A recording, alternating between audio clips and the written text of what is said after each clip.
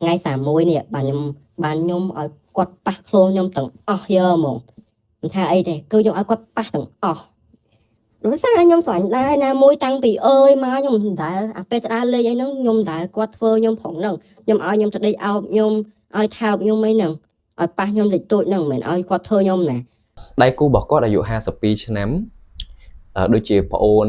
អាយុប្អូនម៉ាក់គាត់1ឆ្នាំអាយុប្អូនប៉ារបស់គាត់ដូចជាបើមិន2ឆ្នាំ3ឆ្នាំអ្នកគ្នាគិតមើលដោយសារតែអញ្ចឹងអូហើយជនជាតិទៀតមិនខ្មែរណាហើយជនជាតិទៀតដល់ពេលអញ្ចឹង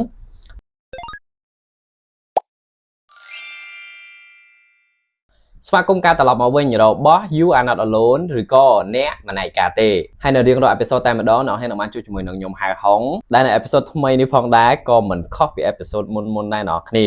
យើងក៏មានបទពិសោធន៍ជីវិតដែលគ្នាយើងបានផ្ញើសារជាសម្លេងមកកាន់ខ្ញុំគ្រាន់តែថាអេពីសូតនេះគឺ special ប្លែកពីអេពីសូតមុនឆ្ងាយតែម្ដងដែលគូស្នេហ៍របស់គាត់ជាអ្នកស្រឡាញ់ភេទដូចគ្នាហើយខាងបឋមគាត់អាយុ18ឆ្នាំខាងប្រុសអាយុ52ឆ្នាំខ្ញុំដល់អ្នកគ្នាគ្រាន់តែលើអាយុគាត់ហើយគឺថាបើកភ្នែកធំហឺមែនអីសំបីតែខ្ញុំស្ដាប់ដំបូងក៏ខ្ញុំភ្ញាក់ថងនឹងដែរអ្នកគ្នាប៉ុន្តែអ្នកគ្នាទៅស្ដាប់រឿងរបស់គាត់សិនដែលរឿងរបស់គាត់ក្នុងថ្ងៃនេះហេតុអីបានខ្ញុំថា special អ្នកគ្នាតាំងពីអាយុហើយនឹងរឿងរ៉ាវរបស់គាត់ថ្ងៃនេះគាត់មិនមែនមកចែកម្លែករឿងរ៉ាវ sad ទេគឺគាត់មកចែកម្លែករឿងរ៉ាវស្នេហា sweet របស់គាត់អ្នកគ្នាខ្ញុំគ្រាន់តែស្ដាប់ហើយខ្ញុំឡើងអូយចំណាយណាដំណើរដែលគាត់ឆ្លងកាត់អារឿងទាំងអស់ហ្នឹងអ្នកគ្នាគឺជូរចត់ខ្លាំងមែនតើតាំងពីម៉ែឪផងហើយតាំងពីអ្នកជិតខាងនិយាយដើមអីទៀតអញ្ចឹងឥឡូវនេះខ្ញុំអត់និយាយច្រើនទេយើងទៅស្ដាប់នៅរឿងរ៉ាវពេញតែគាត់និយាយខ្លួនឯងហ្មងបានច្បាស់ជាងខ្ញុំនិយាយតែប៉ុណ្្នឹងគាត់តែចង់ឲ្យអ្នកគ្នារំជើបរំជួលកាន់តែចង់ដឹងរឿងរបស់គេអញ្ចឹងណាមើលសាច់រឿងរបស់ខ្ញុំហ្នឹងណាខ្ញុំជួបគាត់ដំបូងបំផុតរបស់ខ្ញុំគឺនៅដូចជាក្នុងខែ11 2024អាពេលហ្នឹងខ្ញុំនៅរៀននៅស្រុកនៅឡាវឯងខ្ញុំអត់តន់ឡើងមកពេញតែជាស្រុកខ្ញុំបាច់ប្រាប់ឈ្មោះត្រង់ឯងដល់ថានៅស្រុកបានឯងអាពេលនេះអត់តន់លងសាញ់គាត់ខ្លាំងមែនតែនទេដូចជាខ្ញុំលេងមកគាត់តែខ្ញុំចាប់ផ្ដើមទៅអារម្មណ៍ថាខ្ញុំរៀងចូលចិត្តគាត់តិចដែរដំបូងហ្មងហើយគាត់ក៏ដូចថាគាត់មិនតន់បើកចិត្តទទួលយកខ្ញុំភ្លាមណាដោយសារគាត់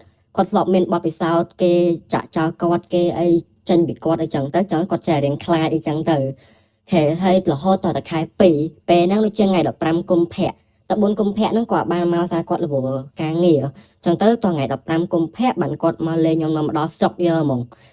ហើយខ្ញុំនិយាយគាត់មកលេងខ្ញុំនៅជាបាន2ថ្ងៃតែខ្ញុំអត់ទាន់ប្រាប់ពុកម៉ែខ្ញុំទេថាអូខ្ញុំស្រឡាញ់ប្រុសអីចឹងទៅខ្ញុំអត់ទាន់ប្រាប់គាត់ទេគាត់មកដល់រៀងយប់ហើយដែរនឹងជាម៉ោង5ល្ងាចលេងស្រាប់តែគាត់មកដល់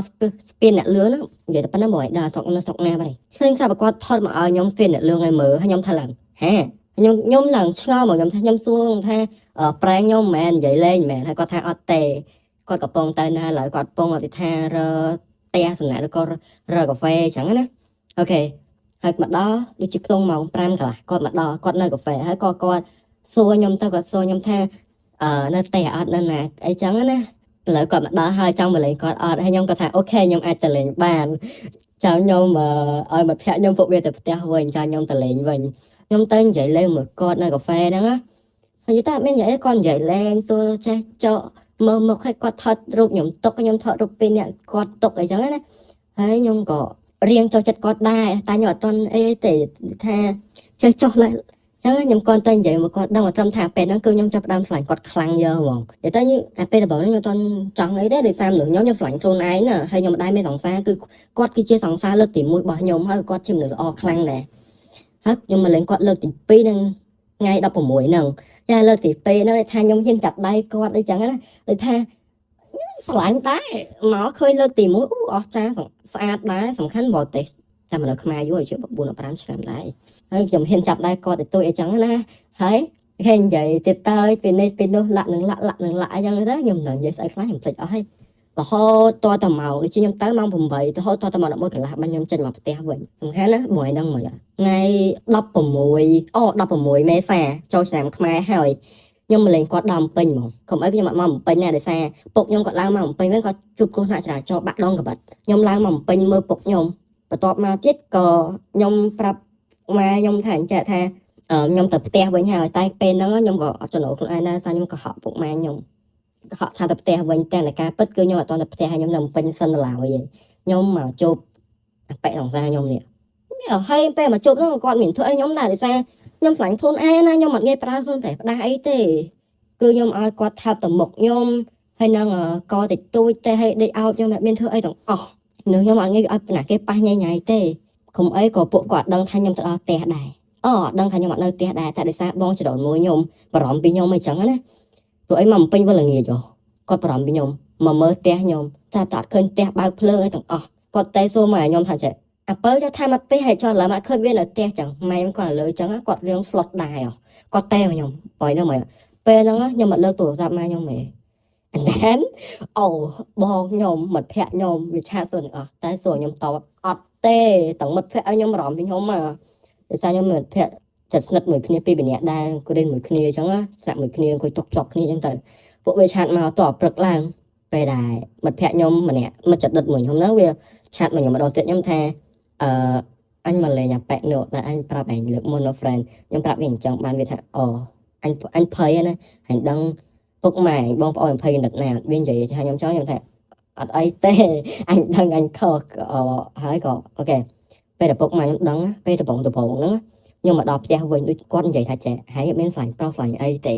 ហើយគាត់ដកទូរស័ព្ទខ្ញុំឡើងមួយថ្ងៃគាត់ឲ្យខ្ញុំប៉ះទូរស័ព្ទហើយគាត់ក៏និយាយថាចេះចុះអញ្ចឹងទៅថាប្រុសពៅមានតែមួយឯងមែនស្លាញ់ប្រុសស្លាញ់អីចឹងឈប់ចឹងឈប់ស្លាញ់ទៀតកុំតាក់តើងតាក់អីទៀតប្លុកចោលអស់អីទៅហើយខ្ញុំពេលនេះខ្ញុំស្របតាមគាត់ខ្ញុំថាអត់អីម៉ែខ្ញុំប្លុកអស់ហើយតែតែពិតគឺខ្ញុំនៅលួចលេងមួយគាត់ហើយគាត់ក៏នៅល្អមួយខ្ញុំដដែលខ្ញុំនៅបន្តមួយលេងមួយគាត់រហូតដល់ខែ5គាត់ទៅយកខ្ញុំដល់ផ្ទះ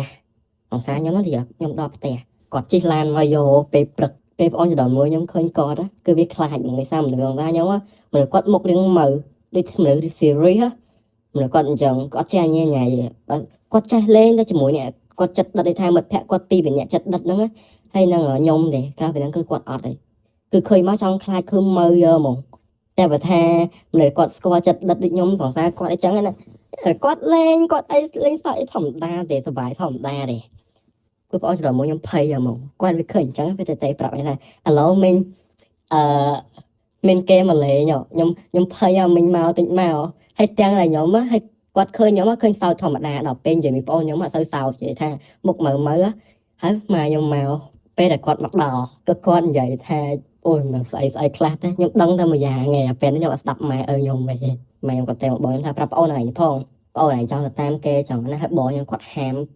ដាច់ខាតយកមកថាហាមកុំទៅមួយគេពុកខ្ញុំគាត់ថាហាមកុំទៅមួយគេចឹងខ្លាចគេឡាក់ចឹងទៅខ្លាចគេលក់ខ្លាចចឹងទៅតែខ្ញុំអត់ស្ដាប់ទេដូចជានឹងអង្គុយផ្ទះខ្ញុំបានជិត1ម៉ោងម៉ែខ្ញុំគាត់ហៅមេភូមិមកទៀតដោយសារមេភូមិនឹងនៅជិតផ្ទះខ្ញុំចឹងហើយតែ400ម៉ែត្រពីគ្នាទេអ្នកហៅមេភូមិមកហើយមេភូមិហ្នឹងក៏សុំកាត់គ្រីឡានប៉ាសពតជាមួយនឹងថតរូបទុកប៉ុណ្ណឹងឯងពេលដល់លើមិនគាត់ហ្នឹងខ្ញុំទទួលស្គាល់គឺដូចអ្នកដែលគេធ្លាប់និយាយចឹងគឺសុបាយអីគាត់ស្រឡាញ់ខ្ញុំអីធម្មតាជិះមកដល់លេងមួយអាទិត្យថាខ្ញុំចូលរៀនវិញសាច់ស្រឡាញ់ខ្ញុំសម្រាប់មួយអាទិត្យតទៅពីគេចូលរៀនវិញហ្នឹងខែ5ហ្នឹងខែរហូតដល់ខែ6ពេលហ្នឹងខ្ញុំឈប់មាសទី2ហើយខ្ញុំទទួលស្គាល់គាត់បើកចិត្តទទួលយកខ្ញុំច្រើនខ្លាំងនៅខែ6បន្ទាប់មកទៀតចប់ត្រូវមាស2ភ្លាមគឺខ្ញុំឡើងមកពេញភ្លាមហ្មងអូខ្ញុំភ្លេចប្រាប់ពេលដែលខ្ញុំដើរលេងហើយខែ5ហ្នឹងខ្ញុំទៅផ្ទះវិញគឺសង្សារខ្ញុំហ្នឹងគាត់ឲ្យម៉ែខ្ញុំបាន100គេបើដល់ពេលម៉ែខ្ញុំគាត់ឃើញអញ្ចឹងទទួលស្គាល់ម៉ែខ្ញុំគាត់រៀងចង់បានលុយជាងកាលពីមុនតែឥឡូវគាត់លេងអីដោយសារគាត់ឃើញល្អឃើញអីចឹងទៅគាត់រៀងបើកចិត្តទទួលយកដែរហើយខ្ញុំពេលខ្ញុំដើរលេងខ្ញុំគ្មានសុំលុយគាត់ស្អីផងតែគាត់ថាឲ្យជាកាដូឲ្យកាដូសម្រាប់ម៉ែអញ្ចឹងទៅហ្នឹងហើយខ្ញុំគាត់ថាអូខេបើមានក៏អីបើអត់ក៏អត់ទៅយ៉ាពេលដែលម៉ែខ្ញុំគាត់ឃើញរៀងល្អចឹងដែរក៏គាត់រៀងបើកចិត្តទទួលយកខ្ញុំតិចចឹងណាតែតែការដំបងផុតគឺហាខ្ញុំដាច់ខាតក៏មកខែ6ហ្នឹងខ្ញុំមកលេងម្ដងទៀតពេលនោះខ្ញុំនៅប្រា11ពេលដែលខ្ញុំដើរលេងមួយគាត់ម្ដងទៀតខែ6តែគាត់បានមកយកខ្ញុំហ្នឹងខ្ញុំជិះឡានមកខ្លួនឯងហ្នឹងពេលហ្នឹងខ្ញុំដើរលេងជា6ថ្ងៃហ្នឹងហើយថ្ងៃទី7ខ្ញុំទៅស្រុកវិញគាត់ទិញ14ឲ្យខ្ញុំមែននេះដោយសារគាត់សួរខ្ញុំមកចង់បានអីចឹងណាខ្ញុំចង់បានអាស័ព្ទថ្មីអញ្ចឹងតែសារ11ខ្ញុំបែកក្នុងក្រោយខ្លាំងពេកហើយពេលខ្ញុំថាខ្ញុំអត់ទាន់ហ៊ានសុំប្រេះផ្ដាច់តែខ្ញុំសុំត្រឹម14នៃសិនទេ14ធម្មតាហ្នឹងហើយក៏គាត់ក៏ឲ្យលុយទិញទៅ dạ hay mà đó tiếng vẫn cứ còn ai cái đầu mà nhắm ba mà rồi tiền dạ con ở mà nhắm khởi chân con thạt ai cái con ai lại cái ba chẳng nó hay nhầm là tôi com để con là man con áo nhắm tâm nhắm bạch xong dơ mong và tôi mà tiết đi chơi khảm bờ bên nó để thay dương mình bỏ mặt đốt dương mình tay thơ tay trợt bông nhắm mà lên con và đòn tiền còn đi trên non nhắm chúng plek ở hai nhắm đời nó đa lê ba nữa mong rồi mà tiết ok khảm bờ còn toàn tay áo này nhắm còn hiện xong với đây mẹ thay nhưng mà hiện cứ nhưng mà trong ban mong ពេលខ្ញុំអត់ដឹងមកចេះខ្ញុំអញថាខ្ញុំស្រឡាញ់តែគាត់ទេដោយសារគាត់ថែបរបស់ខ្ញុំសឹង100%មនុស្សចាស់សពេលទៅផ្ទះវិញគាត់ឲ្យកដោមកខ្ញុំបាន100ទៀតខ្ញុំឡើងហាខ្ញុំអត់ដែរហ៊ានសុំតែខ្ញុំក៏ដែរនិយាយខ្ញុំចង់បានអីដែរគឺអត់ទេលើខ្ញុំខ្ញុំអត់ដែរថាស្រឡាញ់គេម្នាក់ដោយសារលុយទេគឺបើថាខ្ញុំស្រឡាញ់ថាខ្ញុំអត់ណាមកតាមវ៉យបន្តិចខ្ញុំអត់ខ្វល់ដែរខែ8មុនបាក់ដប់ដូចជាថ្ងៃទី1 នឹងថ្ងៃទី1នេះខ្ញុំលេងគាត់ម្ដងទៀតតែខ្ញុំមកលេងបានយូរមកបានតែ3ញ៉ាយទេហើយអត់បានតាណានៅពេញដល់លេងនៅពេញទេគាត់ទិញ16 plus ឲ្យខ្ញុំប្រើបដូរពី14ដោយសារ14ខ្ញុំធ្វើចុះទឹកខ្លាំងពេកខ្ញុំទៅដូចថាខ្ញុំនៅស្រុកស្រែអញ្ចឹងខ្ញុំមិនទៅដើរតាមវាស្រែអញ្ចឹងស្លាក់ចូលទឹកជ្រៅពេកឲ្យកប់ផុកកប់អីអញ្ចឹងលាងទឹកលាងអីទៅវាធ្វើឲ្យខូចប្រាស៊ីនវិញកើតហើយទៅផ្ទះវិញឲ្យម៉ែខ្ញុំបាន100ទៀតឲ្យកដោដែរតែ16ហ្នឹងទុកឲ្យខ្ញុំពេលម៉ែខ្ញុំគាត់ឃើញអញ្ចឹងគេថាគាត់ថាអត់អីឯកូនnàyសារស្រឡាញ់គេអីបានអីចឹងណាអូខេខ្ញុំគាត់ថាអត់អីម៉ែទៅអើយម៉ែមិនប្រាប់ខ្ញុំស្រឡាញ់គេខ្ញុំតាមគេតែបានម៉ែគឺគាត់ចាប់ផ្ដើមបើកចិត្តទទួលយកកាន់តែខ្លាំងទៅអញ្ចឹងគាត់អញ្ញាតអីអស់ហើយពុកម៉ែបងខ្ញុំបងស្រីខ្ញុំទាំងពីរនាក់ពុកខ្ញុំគាត់បើកចិត្តដែរសារឃើញខ្ញុំល្អសឹងគ្រប់យ៉ាងខ្ញុំមកនៅមួយគាត់មកដល់ហើយហ្នឹងព្រោះហ្នឹងមកថ្ងៃ31នេះបានខ្ញុំឲ្យគាត់ប៉ះខ្លួនខ្ញុំទាំងអស់យកហ្មងមិនថាអីទេគឺខ្ញុំឲ្យគាត់ប៉ះទាំងអស់ព្រោះសារខ្ញុំស្រឡាញ់ដែរណាមួយតាំងពីអើយមកខ្ញុំមិនដែលអាពេលស្ដារលេងអីហ្នឹងខ្ញុំមិនដែលគាត់ធ្វើខ្ញុំផងហ្នឹងខ្ញុំឲ្យខ្ញុំទៅដេកអោបខ្ញុំឲ្យថើបខ្ញុំអីហ្នឹងឲ្យប៉ះខ្ញុំតិចតួចហ្នឹងមិនឲ្យគាត់ធ្វើខ្ញុំណាគាត់ជាមនុស្សទី1ដែលប៉ះខ្ញុំមិនធម្មតាណាតថ្ងៃ31នេះពេលព្រឹកនេះដោយសារខ្ញុំវាចង់ដែរ18តែបានខ្ញុំឲ្យគាត់ធ្វើខ្ញុំហើយគាត់ជាលើកទី1របស់ខ្ញុំដែរហើយខ្ញុំក៏ចូលចិត្តដែរហើយមួយអាទិត្យគាត់ឲ្យខ្ញុំចាយ100គាត់អត់ដើរខ្ញុំធ្វើម្ហូបធ្វើបាយនៅផ្ទះទេគាត់ថា100នឹងចាយមួយអាទិត្យឲ្យគ្រាន់ទៅចង់ទិញអីទិញទៅសំខាន់មួយអាទិត្យដឹងតែ100គាត់ថាបើចាយសល់ក៏សល់ទៅបើចាយអស់គាត់អត់ឲ្យទេ100មិនតិចទេបងមួយអាទិត្យមួយខែវា400វាលើសគេធ្វើការតែខ្ញុំនៅរៀនឆ្នាំទី1អត់មានការងារធ្វើសោះឲ្យខ្ញុំនៅកន្លែងល្អផ្ដល់លុយឲ្យរាល់អាទិត្យពេលឈឺក៏គាត់ឲ្យខ្ញុំគាត់ស្រឡាញ់ខ្ញុំគាត់មិនដែលលាក់លៀមរឿងទូរស័ព្ទអីនិយាយថាគាត់ជួបបងខ្ញុំជួបពុកម៉ែខ្ញុំអីធម្មតាទាំងអស់ទៅគាត់ល្អគ្រប់យ៉ាងយកហ្មងដូចថាទាំងស្រឡាញ់ខ្ញុំទាំងធ្វើខ្ញុំទាំងផ្ដល់ឲ្យខ្ញុំគ្រប់យ៉ាងគឺខ្ញុំអត់មានប្របាកទៅលើរឿងអ្នកផ្ទះខ្ញុំសោះសង្ឃថាពេលខ្លះខ្ញុំសល់លុយចឹងខ្ញុំឲ្យបានខ្ញុំឲ្យបងខ្ញុំឲ្យម៉ែខ្ញុំបានទៀតតែប្របាកតែមួយរឿងឲ្យគាត់សំអឿនហ្នឹងហើយតែខ្ញុំអត់អីខ្ញុំអត់សូវប្រកាន់ទេឲ្យតែស្រឡាញ់ខ្ញុំអញ្ចឹងទៅគឺខ្ញុំអត់សូវខ្វល់រឿងហ្នឹងទេហើយមកដល់ឥឡូវហ្នឹងវាបានមួយឆ្នាំកន្លះដែរហើយយូរហើយតាំងពី2024ខ្ញុំស្គាល់គាត់មកដល់ហើយខ្ញុំស្លាញ់គាត់ការខែ2គាត់ស្លាញ់ខ្ញុំវិញទៅខ្ទង់ខែ6បងគិតមើលទៅគាត់ផ្ដល់ឲ្យខ្ញុំដល់ខ្ញុំមិនបានទៀមទាអ្វីពីគាត់សោះយើហ្មងបងឃើញខ្ញុំខ្វះអីគឺគាត់ផ្ដល់ឲ្យហ្នឹងបងទាំងលុយសាលាខ្វះកុំព្យូទ័រទិញកុំព្យូទ័រឲ្យអត់មាន iPad ឲ្យ iPad ទិញឲ្យហើយសិតថ្មីទាំងអស់ថ្មីប្រអប់ទាំងអស់បកកេះទាំងអស់ទាំងម៉ូតូក៏ចង់គឺអត់ឲ្យខ្ញុំចាញ់ណាគេទេគឺឲ្យចាញ់តែម្យ៉ាងឲ្យចាញ់គាត់វិញគាត់ស្រឡាញ់ទាំងខ្ញុំហើយគាត់ឲ្យខ្ញុំទៀតហើយគាត់អត់ចេះញ៉ែញ៉ៃជាមួយអ្នកក្រៅដល់ពេលខ្ញុំសួរទៅគាត់ថាគាត់អត់ចូលចិត្តរឿងចឹងទេគាត់ស្រឡាញ់ហើយគាត់ផ្ដោតទៅលើការងារទេនៅពេលដែលថាមានអ្នកគេឆាតមកគាត់ញ៉ែញ៉ៃអញ្ចឹងខ្ញុំទទួលស្គាល់គេឆាតមកមុនគេថា hello how are you អញ្ចឹងហើយគាត់តថាអត់អីទេពងនៅផ្ទះអញ្ចឹងដល់ពេលគេឆាតមកថានឹកឬក៏ចង់ជួបអញ្ចឹងគឺពេលខ្លះបើគាត់ទុកចោលទេគឺគាត់អត់តបគាត់តបថាអត់ត្រូវការយកហ្មងគាត់និយាយចឹងហើយមិនតបប៉ុណ្ណាបើគេឆាក់មកមួយទៀតក៏គាត់ចូលមើលគាត់ទុកចោលយកហ្មងហើយគាត់អត់ប្លុកទេដោយសារពួកនោះធ្វើខុសហើយខ្ញុំក៏អូខេអត់អីអត់ប្លុកអត់ទេហើយគាត់នៅស្រឡាញ់ខ្ញុំគាត់ផ្ដល់ខ្ញុំហ្នឹងមិនស្រឡាញ់ពួកវាផ្ដល់ពួកវាផងហ្នឹងខ្ញុំក៏គិតអញ្ចឹងហើយគាត់ថាអីទេគាត់ថាគាត់ស្រឡាញ់មួយដឹងមួយគាត់ធ្វើការងាររាល់ថ្ងៃហ្នឹងគាត់ដើម្បីតែខ្ញុំដែរអារឿងដែលគាត់ខ្លាចតែមានក្រៅគឺខ្ញុំអត់សូវភ័យហ្មងក្រៅពីការងារគឺដល់ខ្ញុំហ៎ចំណាត់ថ្នាក់លេខ1ទៅឲ្យទៅលើសុខភាពរបស់គាត់ចំណាត់ថ្នាក់លេខ2គឺទៅលើការងាររបស់គាត់ចំណាត់ថ្នាក់លេខ3គឺមកលើខ្ញុំប bạn khơi nhận lấy bốn bột mai cốt để sao bột mai cốt có riêng cha hai đàn nó sọc cài chẳng tới có quạt không nên để con của cốt ở lưới đài chẳng tới tăng pin ngay từ bầu mà đó là cái cốt nó là ở đôi đào ở bên prai pro chặt ấy sao cơ sánh thạ thnom dương được mình tha pet phơi đi nụ cốt thạ thnom dương là để sao cốt đăng thải nhom lơ tìm môi một hay ta là viên mà nam chiếu hay bòi cận mới tới ngày cốt là lấy sợ thnom pe đây រឿងដែលខ្ញុំជួយចាប់យ៉ាងមានដូចថាអញ្ចឹងដូចថាគេឃើញគាត់នៅក្នុង Tinder ខ្ញុំស្គាល់គាត់តាម Tinder តោះមកទៀតដូចថាគេឃើញគាត់តាម Tinder ហ្នឹងទៅក៏គេឆាតមកមុនទៅគាត់ឃើញរឿងនេះដែរហើយខ្ញុំពងនៅស្រុកអញ្ចឹងទៅក៏គាត់ដូចថាជប់អាហារពេលងាកអញ្ចឹងទៅតែស្រួលបានមកដេកផ្ទះអីអត់អ្នកខ្លះគឺអត់ទេតែគាត់ដូចជាបានមកដេកផ្ទះបានតែ2នាក់ទេទាំងដែលចិត្តមួយឆ្នាំហ្នឹងតែ2នាក់អីបងមិនគិតមើលទៅហើយចុងក្រោយគាត់ក៏នៅតែជ្រើសរើសខ្ញុំពេលហើយសំខាន់គាត់ប្រាប់ខ្ញុំត្រង់ទៀត ពេលខ្ញុំរឿងឈឺចិត្តដែរហ្នឹងឈឺចិត្តខ្លាំងខ្ញុំឡើងដល់ស្នាក់យំឡើងមិត្តភក្តិខ្ញុំសួរអញកើតអីគេហើយយំរឿងអីមានបញ្ហាអីមែនខ្ញុំថាមើលតែអញឆ្លាញ់គេមានអ្នកថ្មីចឹងទៅហើយគេថាអីទេបើគេមានក៏មានទៅដោយសារគេមានចំណេះច្រើនអញ្ចឹងណាមួយគេនៅពេញអីក៏លោវាស្អាតជាងយើងអញ្ចឹងខ្ញុំគិតចឹងតែខ្ញុំអត់ឆាតមកគាត់ទេដែរពេលហ្នឹងគាត់អត់ឆាតប្រាប់ខ្ញុំគាត់ឃើញចឹងខ្ញុំទុកចោលយ៉ាងហ្មងខ្ញុំអត់ខ្វល់ខ្ញុំយំខ្ញុំអីដែរ ពេលហ្នឹងពុកម៉ែខ្ញុំក៏គាត់ឃើញខ្ញុំផ្លែក៏គាត់អត់សួរអីដែរគាត់មកទៀតក៏អូខេខ្ញុំថាគាត់ឆាតមកខ្ញុំច្រើនដងអញ្ចឹងទៅក៏ខ្ញុំលើកលែងគាត់ទៅតែដឹងថាមិនសូវចំដែរពេកទេអត់សូវអីអញ្ចឹងក៏ចុងក្រោយគាត់ជ្រើសយកខ្ញុំណាមួយខ្ញុំឆ្លាញ់ដែរណារឿងប៉ុណ្ណឹងអូខេខ្ញុំលើកលែងឲ្យបានចាស់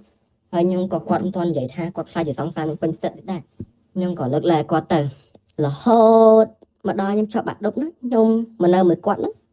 គាត់ ផ្លាយទាំងអស់ហ្មងដូចជាគាត់លុប Tinder ចោលនៅក្នុងខែ6ហ្នឹងខែ6គាត់ឈប់លេងហ្មងតែគាត់រៀងស្រឡាញ់ខ្ញុំជាប់ចិត្តលើខ្ញុំដែរអញ្ចឹងរឿងដែលខ្ញុំខកចិត្តគឺមានតិចអត់សូវមានច្រើនទេ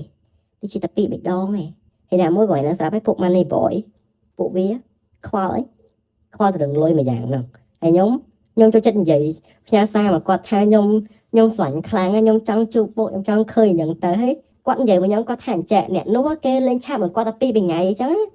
គឺគេទារលុយហើយខ្ញុំបើខ្ញុំលេងឆាតមកគាត់2 ថ្ងៃដែរខ្ញុំទាដែរតែខ្ញុំមិនទាលុយខ្ញុំទាមើលមុខខ្ញុំទាមើលក្បាលពោះខ្ញុំទាមើលសាច់ខ្ញុំទាមើលនេះនោះអញ្ចឹងទៅគឺពេលដែលខ្ញុំឆាតខ្ញុំដឹងថាអូយមនុស្សខ្ញុំញិនសិចមែនក៏ប៉ុន្តែខ្ញុំអត់ហ៊ានឲ្យខ្លួនផ្ដេសផ្ដាស់ទេទទួលស្គាល់ខ្ញុំចង់តែខ្ញុំអត់ហ៊ានឲ្យរហូតដល់ថ្ងៃ31នេះ31ខែ8 2025នេះបើខ្ញុំហ៊ានបដ ாய் តើខ្ញុំចប់អាដប់ពេញលេញយើហ្មងទៅក្រៅទៅអីចឹងពេលខ្ញុំបានទៅមួយគាត់គឺគាត់នឹងចូលចិត្តប្រាប់ខ្ញុំគាត់ថតឲ្យខ្ញុំមើលគាត់និយាយប្រាប់ខ្ញុំថាថ្ងៃនេះទៅណាថតឲ្យខ្ញុំមើលនៅកន្លែងណាបើទៅមិត្តភក្តិគាត់ថតមិត្តភក្តិគាត់ឲ្យមើលចឹងទៅអាហ្នឹងបើសិនខ្ញុំបានទៅជាមួយគាត់បើខ្ញុំបានទៅជាមួយគាត់តែឲ្យសួរខ្ញុំមុនថាអញ្ចឹងថាថ្ងៃហ្នឹងចង់ទៅណា ខ្ញុំថាខ្ញុំចង់ទៅនេះខ្ញុំចង់បានញ៉ាំអានេះចង់អីចឹងណាក៏គាត់ថាអូខេចាំទៅអីចឹងអាហ្នឹងបើខ្ញុំទៅមួយគាត់ហេតុអីបានអាប៉ែហ្នឹងល្អខ្លាំងម៉េះល្អទាំងផ្លូវកាយផ្លូវចិត្តផ្លូវភេទញៀនយើងល្អដែរគាត់តាមគាត់ដែរចឹងហើយណាមួយខ្ញុំសច្ចានឹងខ្លួនឯងដែរខ្ញុំថាបើសិនបើខ្ញុំមានសង្សារឬក៏មានបើខ្ញុំស្រឡាញ់គឺខ្ញុំអត់ក្បត់គេដាច់ខាតដូចខ្ញុំឃើញម៉ែខ្ញុំគាត់ពិបាកចិត្តខ្លាំងនៅពេលដែរឃើញពុករបស់ខ្ញុំកាលពីមុនហ្នឹង លួចមានស្រីមានអីចឹងទៅអញ្ចឹងតាំងពីទៅទូចមកដល់ឥឡូវខ្ញុំសច្ចាខ្លួនឯងដាច់ខាតយកមកគឺខ្ញុំអត់ចេះលួចលាក់មាន2មាន3ផិតក្បត់អីទេ no ពេលដបងណាអ្នកភូមិខ្ញុំដឹងថាខ្ញុំស្លាញ់ប្រុសអីហ្នឹងណាគេនិយាយដើមខ្ញុំអាក្រក់ណាបងខ្ញុំនិយាយមែនណាមិត្តភក្តិខ្ញុំវាប្រាប់ខ្ញុំដោយសារ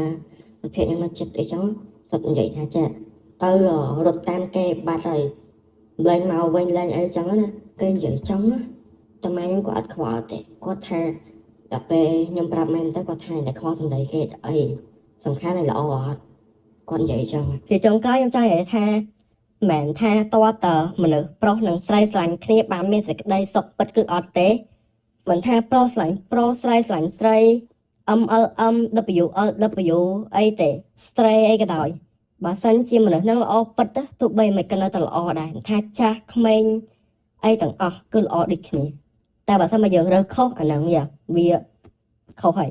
អត់អាចមកទៅទាំងអស់បានទេដូចខ្ញុំជាដើមខ្ញុំរើសទៅបានល្អគឺល្អរឿងសាច់រឿងរបស់ខ្ញុំមានតែប៉ុណ្្នឹងទេហើយរឿងដែលខ្ញុំខកចិត្តគឺមានតិចរឿងដែលខ្ញុំសប្បាយចិត្តគឺមានច្រើន ប៉ុណ្្នឹងឯង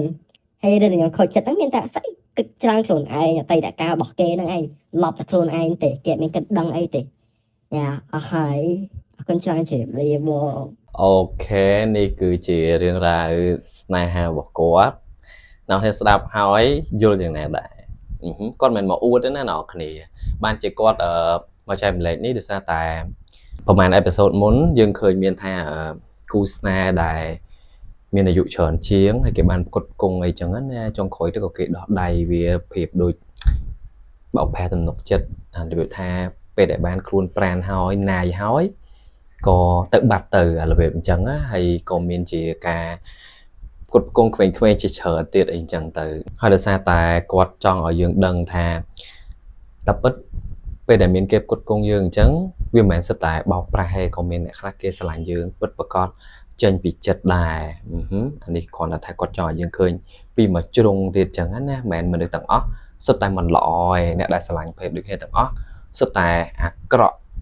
គ្រាន់តែបានគេមួយគ្នាហើយគេដោះដៃអីបែបហ្នឹងមិនអញ្ចឹងទាំងអស់ហេបើសិនទៅថ្ងៃដំបូងគាត់បដ ாய் ឲ្យថាបានអីមួយគ្នាអញ្ចឹងណាយ៉ាហើយបើសិនជាមនុស្សអាក្រក់មនុស្សហ្នឹងអាក្រក់គឺឈប់តាក់តងអត់មានមកនៅដល់ឥឡូវបានហើយនៅផ្ទះមួយគ្នារហូតដល់ឥឡូវនៅផ្ទះមួយគ្នាទៀតណាអ្នកគ្នាដូចប្តីប្រពន្ធហ្នឹងឥឡូវមាន tip អីខ្លះអូនជួយប្រាប់គ្នាយើងផងថាធ្វើបែបម៉េចឲ្យគេបតុនចិត្តគេឲ្យគេស្រឡាញ់អានេះងប់ដល់ថ្នាក់ហ្នឹងអីចឹងណាយ៉ាអ្នកនរខ្ញុំស្ដាប់រឿងរ៉ាវរបស់គាត់ថាខ្ញុំសោចហ្នឹងដោយសារតែរឿងនេះវាបែបជាសបាយវាបែបជារ៉ូមែនទិកអីអត់មានសោកសៅអីទេអញ្ចឹងហើយមិនខ្ញុំទៅសោចចំអកគាត់ទេខ្ញុំស្ដាប់ខ្ញុំសឹងអៀនជំនួសគាត់ណាអ្នកគ្នានៅត្រង់កន្លែងមានមេភូមិមកអញ្ចឹងពេលហ្នឹងពេលដែលខ្ញុំស្ដាប់តែឯងដំបូងអ្នកខ្ញុំឆ្ងល់តែមិនចេះជុំសាហាវមិនដល់ថ្នាក់មានមេភូមិមកយកថតប៉ាសពតថតរូបអីចឹងណាហើយក៏គាត់ពេលហ្នឹងគាត់អត់តន់ប្រាប់ខ្ញុំថាដៃគូរបស់គាត់អាយុប៉ុន្មានទេគាត់គាត់ថាអាយុច្រើនហើយខ្ញុំក៏ទៅសួរបញ្ជាក់គាត់ទៅខ្ញុំគាត់ដឹងហើយដៃគូរបស់គាត់អាយុ52ឆ្នាំដូចជាប្អូនអាយុប្អូនម៉ាក់គាត់1ឆ្នាំអាយុប្អូនប៉ារបស់គាត់ដូចជាបើមិន2ឆ្នាំ3ឆ្នាំអ្នកគ្នាគិតមើលដោយសារតែអញ្ចឹងអូហើយជនជាតិទៀតមិនខ្មែរណាហើយជនជាតិទៀតដល់ពេលអញ្ចឹងទាំងយើងទាំងគេឧទាហរណ៍ខ្ញុំជាម៉ែឪខ្ញុំក៏អត់នេះដែរខ្ញុំដឹងហៅមេភូមិមកដែរឬអញ្ចឹងណាដើម្បីការពារខ្លួនថតទុកមើលអីចឹងណាយ៉ាដើម្បីបាត់កូនអីចឹងទៅឲ្យយើងផុសក្នុងបណ្ដាញសង្គមតែបងទៅសារពីភាពក្លាហានណៃខ្លាំងមែនតើបងអូនតែគ្នាយើងផ្សេងទៀតអត់មានក្លាហានដល់ថ្នាក់ហ្នឹងណាខ្លួនតូចបេះដូងធំអីខ្ញុំអត់ support អញ្ចឹងទាំងស្រុងទេខ្ញុំជឿថាគាត់ហ៊ានដល់ថ្នាក់នេះរហូតដល់ហើយគេឲ្យចូលពេទ្យហើយឆ្លៀតទៅជួបបរិះជាគូស្នេហ៍ទេអូនខ្ញុំអត់លើកទឹកចិត្តឲ្យគ្នាយើងផ្សេងទៀតក្លាហានដល់ថ្នាក់ហ្នឹងទេនេះប្រហែលជាគាត់ទុកចិត្តខ្លាំងហើយប្រហែលជាគាត់ឃើញថាប៉ែហ្នឹងគូហៅគេសប៉ែប្រហែលជាគាត់ឃើញថាដៃគូរបស់គាត់ហ្នឹងស្មោះត្រង់កម្រិតណាគួរឲ្យទុកចិត្តអីចេះមួយចេះពីរលាក់នឹងលាក់អីចឹងទៅហើយខ្ញុំនៅតែបញ្ជាក់អញ្ចឹងគាត់មិនមែនមកអួតទេតែពិតគេទិញដល់17ឲ្យគាត់អីទៀតហ្នឹងគ្នាទិញម៉ូតូអីទៀតហ្នឹងគាត់មើលគាត់អាយុប៉ុណ្ណឹងគាត់ប្រើដល់17បាត់ទៅទូរស័ព្ទដល់តែកំពុងតែមើលខ្ញុំថតនេះខ្ញុំប្រើ11ទេបាទ Oh my god អូនហើយខ្ញុំកាត់ច្រើនមែនតើគាត់និយាយច្រើនដល់គ្នាប៉ុន្តែដោយសារតែខ្ញុំចង់ច្បិចយកទៅចំណុចសំខាន់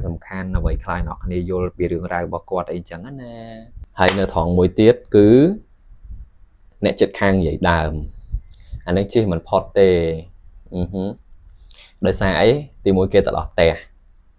ហើយជនជាតិទៀតតែទៅដល់ពឹបគឺឃើញប្លែកមុខហ្មងដល់ពេលអញ្ចឹងដឹងតែនិយាយពីមាត់មួយទៅមាត់មួយឯតែបងពិតជាសប្បាយចិត្តនៅពេលដែលម៉ាក់អនឯង support អនឯងជួយលើកទឹកចិត្តអីចឹងណា yes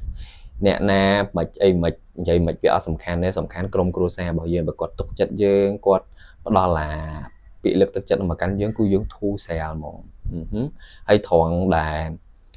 ពេលដែលគេឲ្យជួយគេឲ្យជាទឹកប្រាក់តិចតួចទៅកាន់ម៉ាក់អនឯងអញ្ចឹងណាបងក៏យល់ដែរគាត់មិនមែនទៅមុខលុយអីនោះគ្រាន់តែប៉ុណ្្នឹងឯង100 200អីហ្នឹងវាមិនទៅ